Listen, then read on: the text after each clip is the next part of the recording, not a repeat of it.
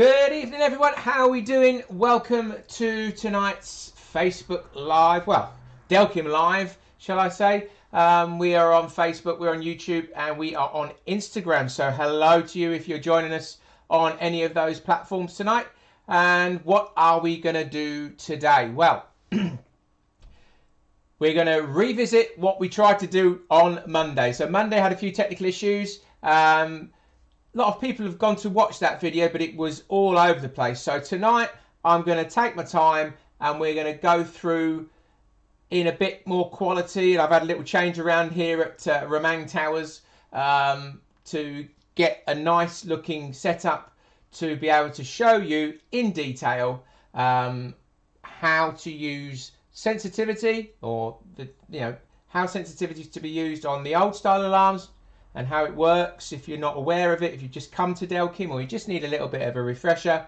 And then we're going to look at the new digital range alarm, so response, how that works, how beat speed comes into the mix with the new alarms, and then you'll be able to see the difference between the old and the new. And hopefully you'll see that we have made that improvement on the new alarms, and there is a step forward for you to be able to tell against the old. But that's for you to decide from what you see here. I'm showing you what both alarms do. So everything from 2019 June and before all works in the same way, has sensitivity, has a two-way switch of high and low. So that's txi, a standard old one, or the plus range, all work in the same way. The EV Plus doesn't have the switch, but it has a sensitivity control. It's the same. So welcome. If you just joined us, thank you for your company. I am trying hard to keep these things going. People are watching them, which is great. We had loads of people watch yesterday's video, which was just putting accessories into alarms. So it actually was quite useful. I quite enjoyed that one in the end. Stripped back, trying to do too many things at once. Got me software sorted, got this sorted, and now we can talk, and hopefully I can see you guys chatting as well. So hello to you if you just joined us. I can see you're putting messages up there. Hello everyone, thanks for messaging. If you put some stuff up here, people will answer it. I'll answer it. So Mark Taylor, hi on YouTube. Nice to see some YouTube people. Hi from Scotland, John Bryce, hello. We've got plenty of people, the normal crowd coming in on here as well. International people watching this. So, it must be useful to somebody. And if you do find it useful, please like it, share it, show it to somebody else. If you're on the YouTube, follow us on YouTube. We put videos up on there. All these are going to be up there on our YouTube channel. All of these videos are on our Facebook feed.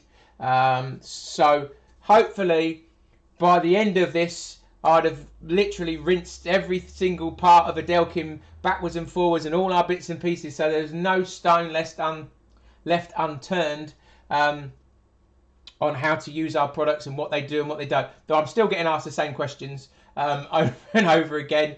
So that's just how it is. I've got no problem with that. Yes, you can use all the hangers with the plus range. Yes, you can use all the hangers with the new digital range. The hangers all work. They're all interchangeable. That is one of the ones I get asked nearly all the time.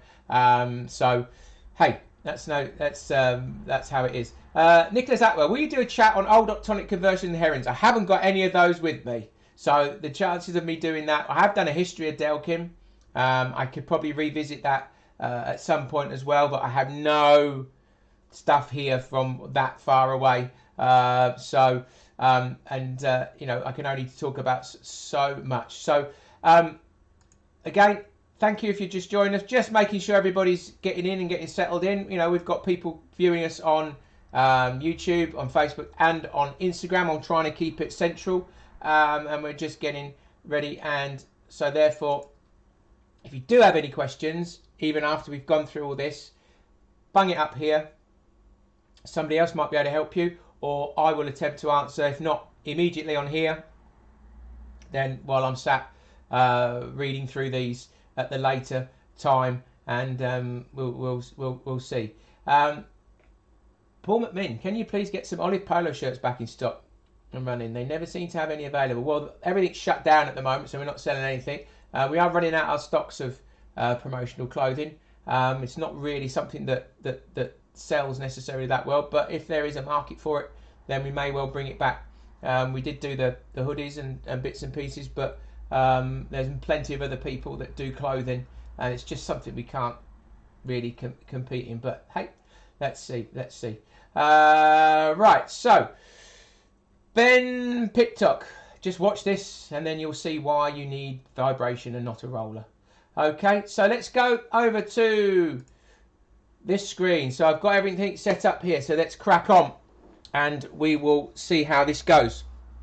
So I've got a standard here because I was just using that yesterday when I was doing the accessories, but it works exactly the same as a TXI Plus. So it's a standard plus, which works exactly the same in terms of the sensitivity side of things as an old standard or an old TXI.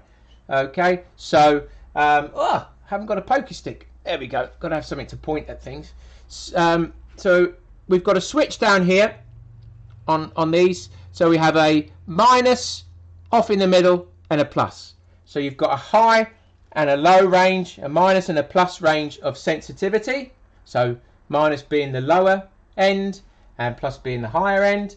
And then you've got your rotary control here, which I hope you can see. I've got this on absolute 0 at the moment, so the control is there. This is why I've changed things around so you can see, because I'm cack-handed, sorry, left-handed people.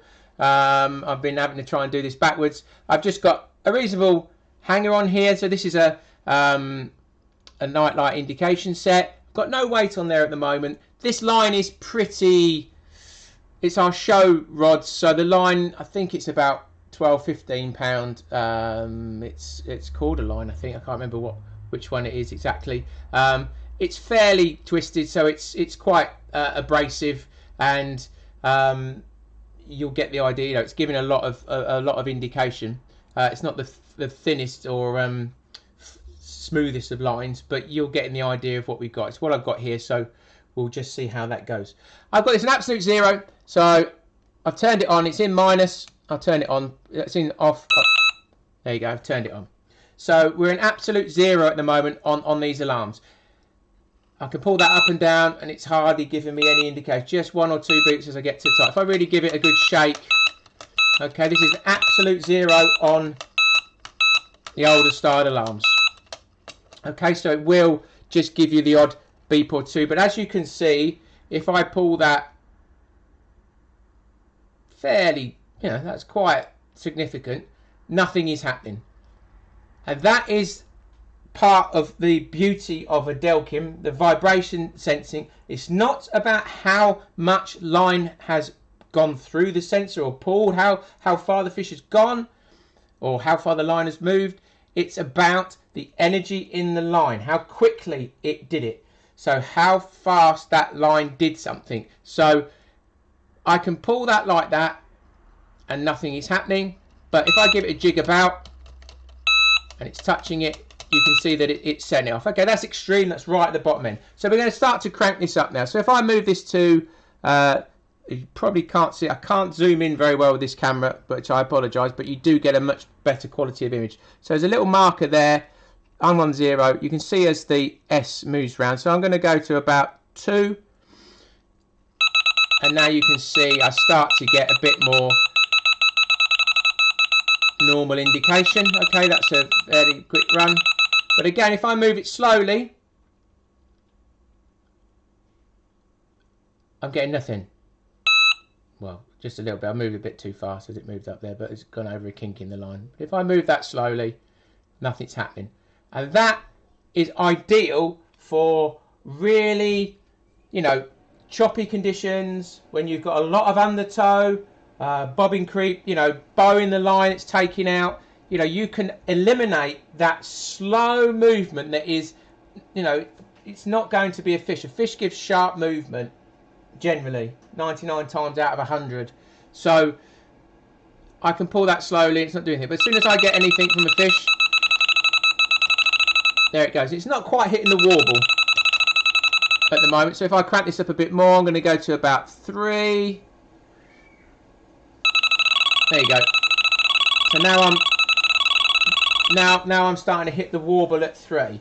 Okay, I've still got, if I put it slowly, It's still not going off. So you can see, oh, just as I get to there. Okay, but if I tap the line there, can you see me tapping the line? Yes. You know, I'm not getting much. If I crank this up now, I'm going to start going up to 4 to 5. Now if I tap the line, I'm starting to get something. So now if I move it, but I'm still, you know, I'm not getting anything from really slow movement. But if I get a fish, something that's doing something, a knock on the rod, or a fish moves in the swim and taps the lead, you can see my lead's there. I've just got a logo in the way of it, but you can just see it through the logo. If I move it over there, there we go. So that's imagine the fish moves in the swim, taps the lead. That does happen at distance, okay? That does happen. So that kind of thing does happen. Now I'll crank it right up now, so we're going to go to maximum in minus. And again, I can still move it slowly, reasonably slowly, without it doing anything. There you go, it kicks in. But you can say then when I do get a run, I get quite a few beeps and I get that warble goes in straight away. Okay, and people love the warble, you know it's go time. But it comes in quite quickly still, that warble. But if I move that slowly, you can see nothing's happening. But then as soon as I get any sharp movement, which generally is from a fish, so I tap in the lead, then away we go. Let's just bring that up a little bit more of a normal. That's how I would have it hanging. Okay, so that's in minus. If I now switch across to plus, and I'll drop it back down to 0 again. Okay, we go back down to 0. Okay, there is a slight crossover. So minus and 5 and 6, or 4, 5 and 6 is very similar to plus and 0 to 2. They're, you know, in terms of the amount of beeps that you get. So that's in minus and 0. If I put that up a little bit. Okay, that's now hitting the warble quite quickly. But the big difference is it always takes less movement, less energy for the alarm to be set off when you're using it in the plus. So a little tap will come a lot quicker than if I put that in minus and I'll put it back down to 4, 5. Oh, just proved myself wrong here. But let's misdo it like I would do it. So it's going to be about 3, 4. So if I tap that line there, oh, that's because this line's look, but there's not much happening there. There we go, not much happening there. But if I then put it into plus, and where was I? About 1 or 2. It does come in a bit sooner. So, and then if I start to crank this up, so if I go into 3,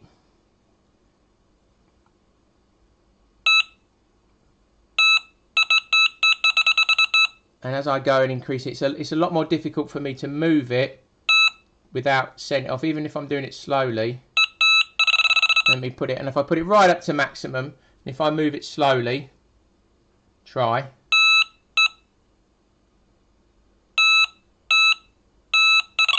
If I move it really slowly,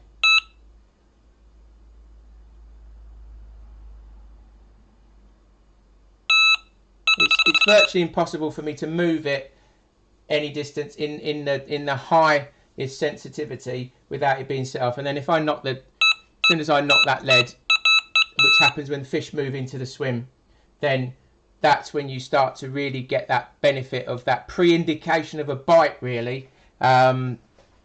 When you know you're in a snag, or you know you might be fishing and the fish have moved in the swim, you can see fish boiling, or you bait an area, suddenly a little tap. Oh, what was that? Ah, something's gone on here. And then you buy your rods, and then suddenly it'll belt off. So that is where a Delkim comes into its own. So it has the ability to iron out slow movement, which is generally undertow, bobbing, creep. You know, it'll get rid of false bleeps, even, you know, wind. You can turn it down or you can crank it up. So now, you know, I am on the flat calm conditions. It is right by a snag, and that's it. So if I get a little knock, there you go, I've just had a tap, and it is alerted me to everything. Now, one of the slight downsides to the old system, which is something that we have addressed with the new one, which I'll show you, is that little knock. So if I've got that cranked up now, so I get a little knock, and it's literally hit the warble straight away. So you've jumped out your bivvy, and you've gone, I didn't know whether, I thought about a run here. No, it was just a little liner or a little knock, and it's just gone up, half inch or so. Now, that's great because, if you haven't, if you were using a roller, then you probably wouldn't have even picked that up because it wouldn't have even done enough to move the roller. It would have been a knock on the line, a little knock on the end of the rod tip. So you've picked up something that no other bartolo would have picked up. But sometimes that can be, it makes it difficult to use because there's just that too much going on. It gets too much into that warble at that top end. You'd have to really be fishing it with the right conditions. You couldn't be using that if it was windy at all, or it was a bit of chop on the water. That makes it more difficult. So you've got to turn it down a bit. And the key thing with the alarms, and anybody, if you're sitting near somebody and they're using them and it's going beep, beep, beep, beep, then you've not got it set right. If you're getting false bleeps and there's nothing going on, then you've not got it set right. You must turn it down. Always start with it slightly higher than you think, but then when you're getting false bleeps, you've got to turn it down. And I've talked about this before. One, you must have a stable setup. You don't want the whole thing moving about. That's stable. I've just shook it now, but that's stable, okay? This is stable. Reasonably stable. You don't want bobbins that are flapping around in the wind, because as soon as that's flapping around, you're going to start to get, other things going on, other factors that mean you can't use the vibration as it should be. If you're on a platform and everything's wonky and everything's moving around and you're jumping around and the bobbins are flapping around in the wind, then you're going to have to keep turning that sensitivity down, which means in the end you start to lose the benefit of the sensitivity, because you could have had it cranked up a bit more if you had had a stable setup. So that is something that you should always bear in mind. You've got to have a stable setup. So that's the old Delkim. It's quite, it's pretty straightforward once you've got your head around the fact that the line doesn't have to move. This is if you're coming from a wheel. The line doesn't have to move to get an indication. So just a knock there is a tap of the lead, a knock of the line. You're then going, what's going on here? And when you've set it correctly, which doesn't take long to really get your head around it, it then can tell you that there is something that you need to be thinking about at the business end. Whether it's a, say, liner, fish moving in the swim, knocking the lead, even picked up the bait, sitting there blowing it out. That happens, you keep getting bit. It might be the fish just spitting the bait in and out. And people have struck single beeps, and certainly, as I'm saying, that's pre-indication. So you're on it. So if you're fishing just certainly in a snaggy situation, you've got to get into that fish quickly. As soon as that starts to go, you're there because you've had that pre-indication. You're on your rods. You haven't been sat back in your chair waiting, and then that's it. Those people that don't use Delkims just only ever get a run, and that's it. And they go, I don't need to know. And you need to know when it belts off. Well, that's not true, is it? Because you spend all this time looking for fish, searching for fish, baiting up areas where you think fish are. And if you're just sitting there and have no idea if there's any fish anywhere near your bait or near your, terminal tackle when you're fishing, then surely you're missing out on a piece of information that'd be really useful. If you've chucked it in the middle of the lake and you've been there for half a day and you've had not a single beat, and then you're hoping that it's just going to belt off, then maybe you're fishing in the wrong spot. The Delkim can help you know if there's activity. And again, if you're getting little knocks and little bits of indication, and then you're not getting a run, then again, that can be telling you, well, something's not right. Maybe I'm tangled. Maybe I'm not using the right bait. Maybe I've got to change something because the fish are in the swim, but then they're not taking what I've got on offer for them. So again, there's more information to be had than when it just picks it up and belts off. So that's just, you know, a bit of interpretation and a bit of, you know, thinking about what's going on can really, really help. So hopefully that gives you a brief, a reasonable idea of the older style. I say it works for all of the alarms. It's all the same principle. High and low range. If you're getting false bleeps, turn it down. If it's windy, then use it in the minus, because you're going to stop it going off quite as much in those conditions.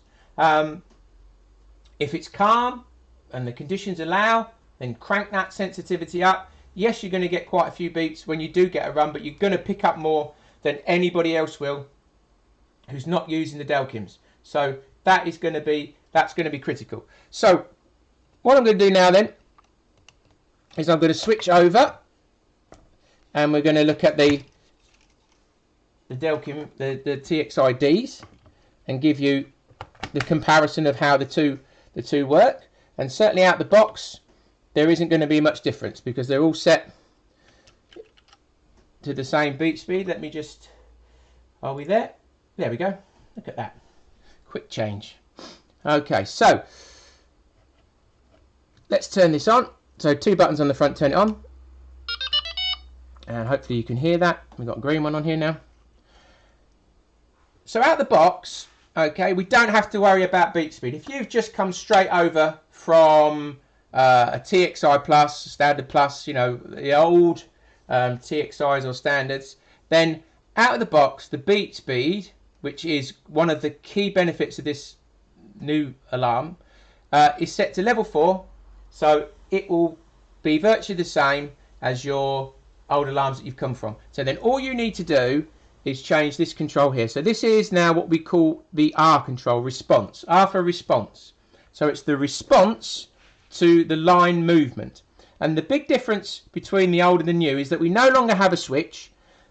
Everything from high to low is on the one control. And what we've even done is made the sweep a bit more. So you've got more at the bottom end. So if you saw on the earlier one, when I had it on absolute 0, it was still, if I gave it a good shake, it was still coming on and giving you the odd beep. Okay, if you're using braid or something, that might still not be low enough.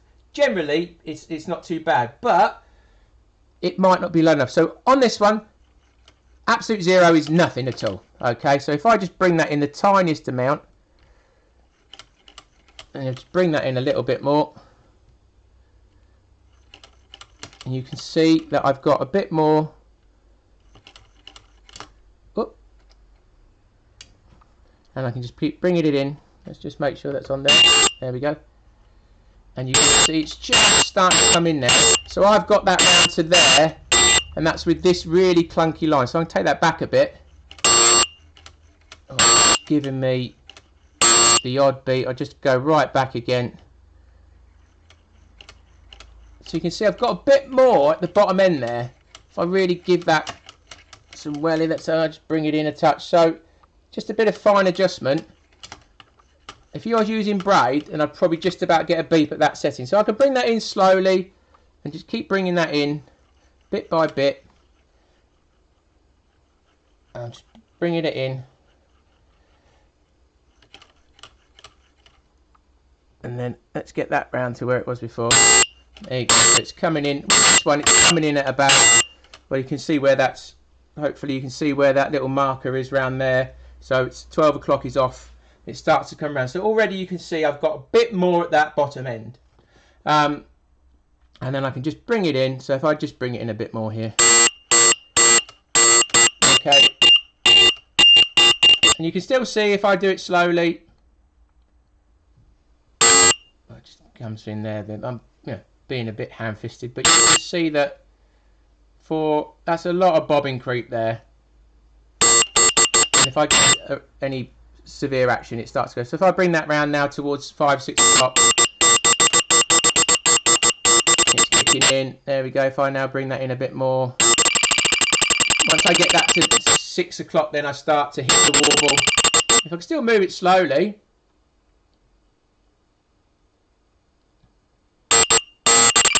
There it goes it's hitting the warble. So this is getting a bit more like your TXI plus. And there you go, it's coming in. If I crank that up to maximum, there we go. So I'm still getting me knock. Sorry if that's a bit loud. Let's turn that down a little bit. So some of you might be enjoying that sound. There you go. Sorry, yeah, I turned that down a little bit. Some of you just jumped out your chair and struck, I can tell. So you can see there's a bit more sweep on there, and again the same principles apply. I've turned that back down to about 4 o'clock. If I pull that slowly, I'm getting nothing. As soon as I get any sharp movement from a fish, then it comes in. So if I, generally I probably have it about 6 o'clock-ish, and then that's hitting the warble. Okay, so you've got a bit more sweep. Again, same principles apply. If you're getting false bleeps, then you back it off. But what we can do now, which is the big difference. So if I've got that on maximum, you can see I've got that little tiny bit of movement there. That's just moving up and down there, and that's already hit the warble.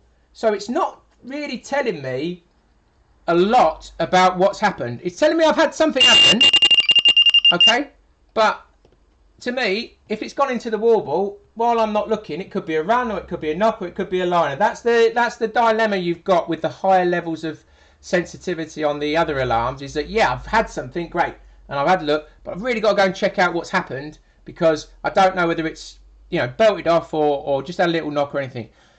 So this is where beat speed comes in. So beat speed is adjusted by holding down the push button on here. There are 8 beat speeds. 1 is the slowest speed, 8 is the fastest. So we're on 4 at the moment, so it is mimicking a plus range alarm, a txi or one of the older ones. If I now put this to level 1, to its extremely the slowest, okay, beat level 1. I haven't touched this control here, so it's still on maximum response. Okay, the response to the line movement. So that little tap, it's very, very lively. But now you can see that by moving that up and down, it is no longer. Is it still too loud? Sorry. It's this speaker. Sorry, I'll turn it down. It is no longer going into the warble. Just so straight away I brought back a bit more speed relationship, so you can now start to tell the difference where if I had a knock or if I get a run, it's just going into the warble there. So if I put that into beat speed level 2, okay, still haven't touched this control here, still same response.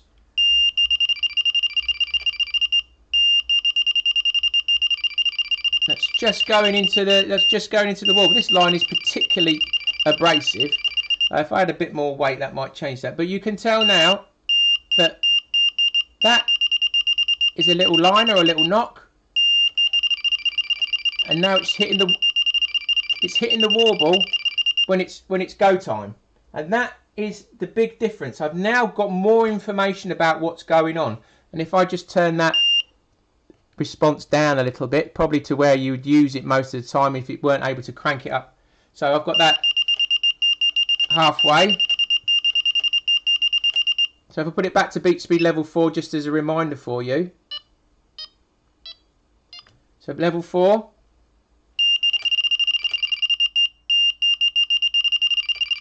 It's not taking a lot to go into the warble. If I now put that into beat speed 2,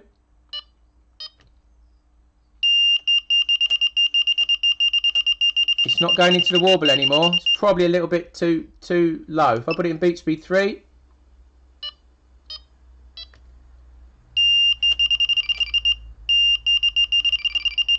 you see it's hitting the warble virtually when the bobbin hits the top, and it's time to pick the rod up and strike. So straight away you can see that the beat speed is allowing you to have more information. It is allowing you to use higher levels of sensitivity without it going mental, yet still retain that movement.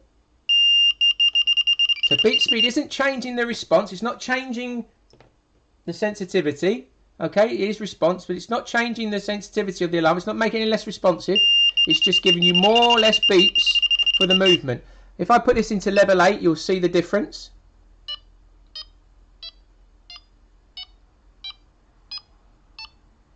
Okay, that's level 8. So again, not touch this control. You can see, look, it goes mental as soon as you get a knock. You might want it to go mental as soon as you get a knock. That's entirely up to you. But, you know, in the way that we've designed it, the idea is to set it so that it hits the warble when it's time to pick that rod up. So you're getting the information you need. Excuse me, let me have a drink of water. It's only got hiccups. So you're getting the information that you need from that alarm. So if I now, but I've got that beep speed 8. If I now turn this down and put it back to about there, which was very, very low, I can now get more beeps for the movement. So even though that's really not very sensitive or very responsive anymore, I'm getting quite a few beeps when I get to move. I put it back to beep speed 4, which is what it would be like a TXI, an old style one. You see, I'm only getting 2 beeps. If I put it in 8,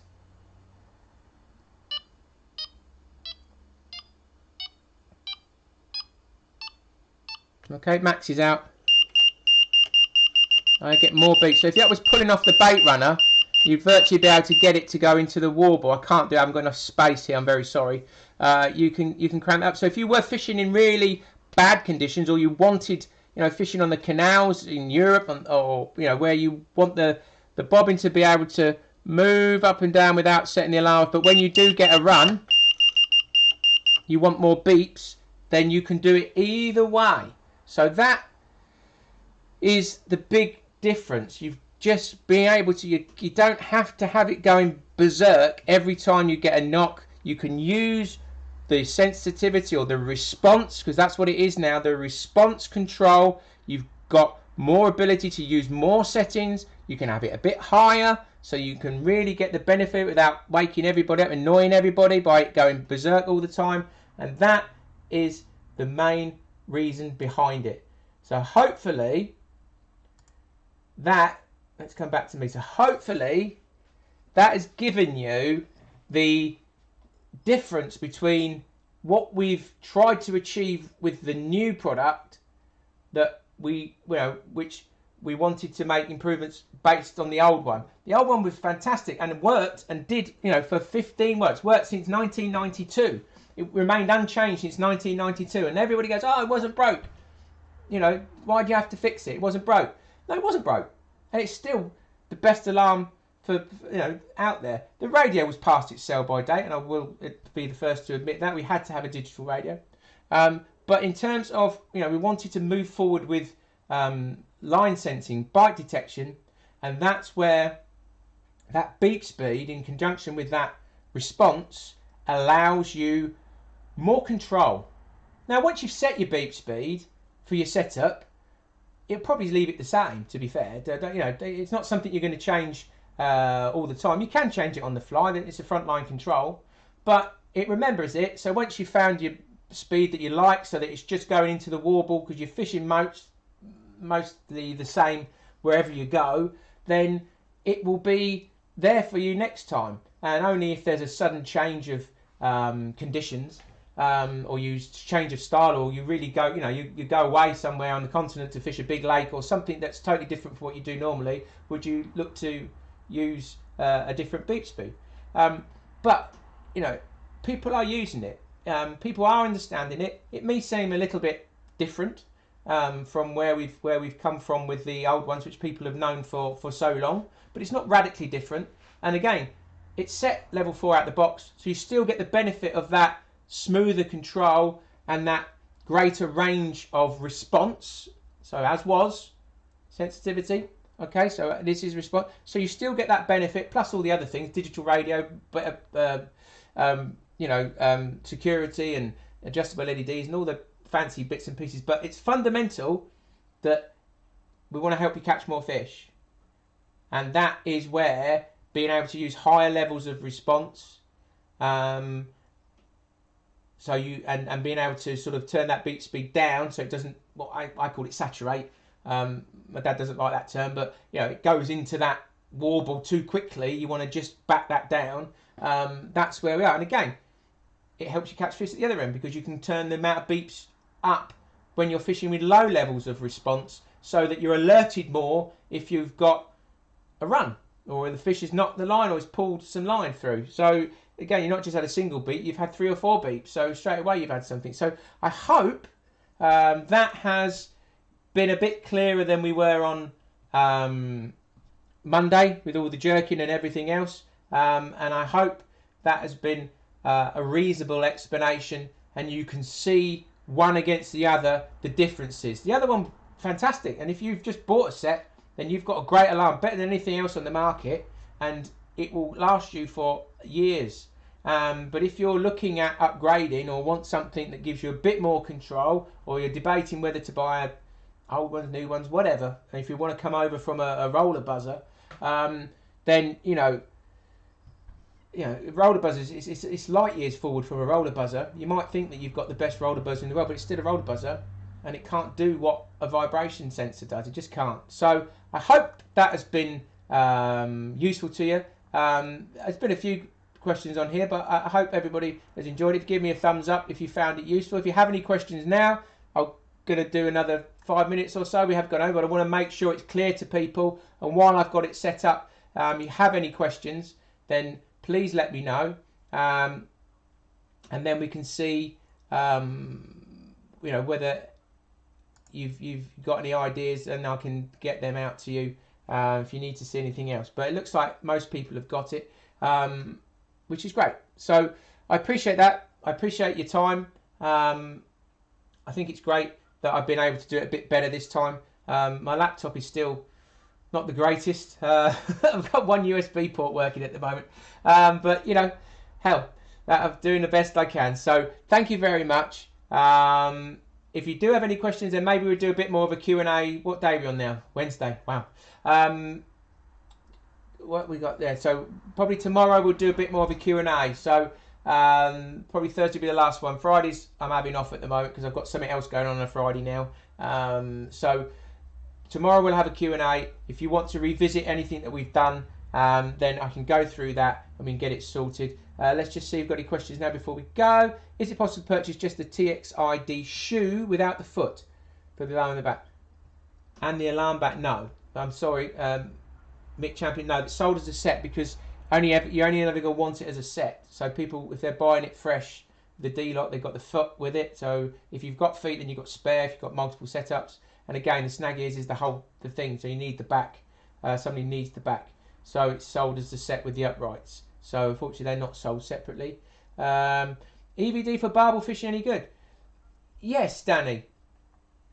I would say that the big thing with the EVD is if you've got the full range of response from off to maximum. The only thing you don't have in terms of the line sensing with the EVD, you don't have the beep speed, but you have the full range of response. So it's better than the old EVD, better than the EV Plus, and it's, you've virtually got the same as a standard Plus then in terms of the amount of sensitivity it's got, plus mute, plus adjustable day-night LED brightness and 16 tones. So yes, donk on the end of the rod, you're going to pick them up. If you don't want a radio system, then the EVD is a really good option.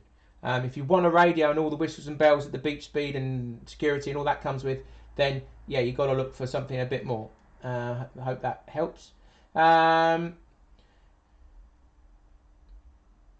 Ian Northwood, do the snag ears fit the txi-d? I have the txi before the new ones. We did this yesterday. Just look back on the old one.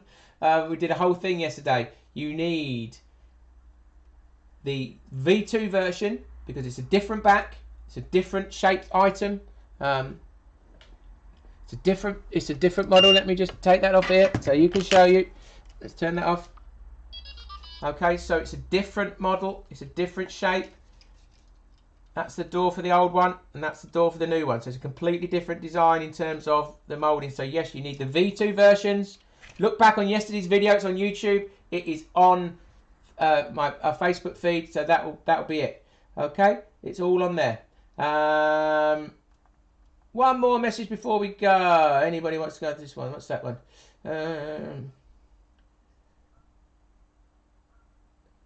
Danny Wade.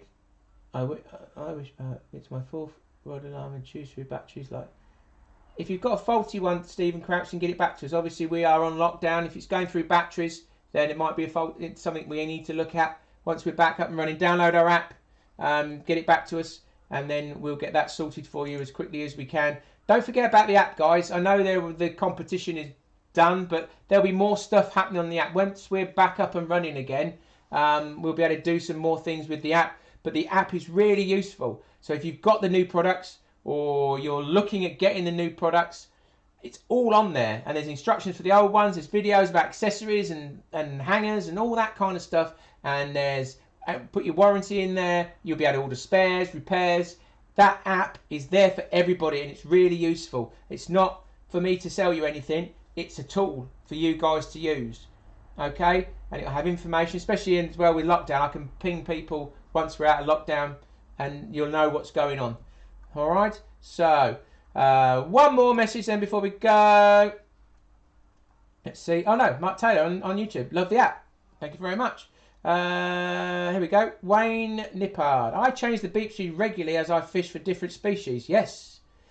Tench, perch, all give different bites. So very useful feature. Yeah, fantastic. I've said this before and I'll say it again.